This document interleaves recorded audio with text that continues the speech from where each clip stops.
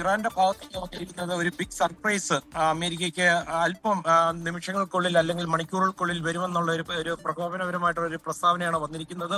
അതുപോലെ തന്നെ അമേരിക്കയെ സംബന്ധിച്ച് 20 വർഷത്തിന് ശേഷമാണ് ഇത്ര വലിയ ഒരു തിരിച്ചടി വന്നിരിക്കുന്നത്. അതായത് അവരുടെ ഒരു ഫൈറ്റർ ജെറ്റ് ആദ്യമായിട്ടാണ് യുദ്ധ സ്ഥലത്ത് വെടിവെച്ചിടുന്നത്.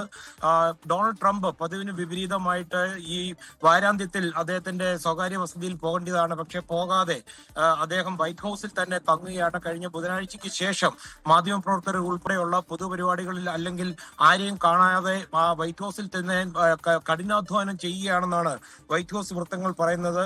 ഇത് കൂടാതെ നേരത്തെ ഇറാൻ ഭരണകൂടവുമായി ബന്ധമുള്ളവരുടെ ഗ്രീൻ കാർഡ് ഉൾപ്പെടെയുള്ള ഇമിഗ്രേഷൻ സ്റ്റാറ്റസുകൾ US സ്റ്റേറ്റ് ഡിപ്പാർട്ട്മെന്റ് റദ്ദാക്കിയതായിട്ടുള്ള വാർത്തകളും വരുന്നുണ്ട്. ഇതിൽ പ്രധാനം അവരുടെ IRGCയുടെ ചീഫായിരുന്ന ഖാസിം സൊലൈമനിയുടെ അനന്തരവളും അതുപോലെ തന്നെ അവരുടെ കുടുംബത്തിലുള്ളവരുടെയും ഒക്കെ വിസ റദ്ദാക്കി അവരെ അമേരിക്കയിൽ നിന്ന് പുറത്താക്കാനുള്ള നീക്കങ്ങളും തുടങ്ങുന്നുണ്ട്. ഇത് കൂടാതെ ഇന്ന് അല്പം മണിക്കൂറുകൾക്ക് മുമ്പ് ഡൊണാൾഡ് ട്രംപ് ട്രൂത്ത് സോഷ്യലിൽ പോസ്റ്റ് ചെയ്തിരുന്നു ഇറാന്റെ മുതിർന്ന സൈനിക തലവന്മാരെ വധിച്ചെന്നും അതോടൊപ്പം തന്നെ ടെഹ്റാനിൽ നടക്കുന്ന ബോംബിട്ടതിന്റെ ഒരു വീഡിയോയൊക്കെ കൊടുത്തിരുന്നു. അതേസമയം ഇറാൻ പറയുന്നത് കാണാതായ ഈ പൈലറ്റിനെ കൊല്ലാനുള്ള പരിപാടിയാണ് അമേരിക്ക നോക്കുന്നത്. ആ ഭാഗത്ത് അമേരിക്ക വലിയ തോതിൽ വ്യോമാക്രമണം നടത്തുന്നുണ്ട്.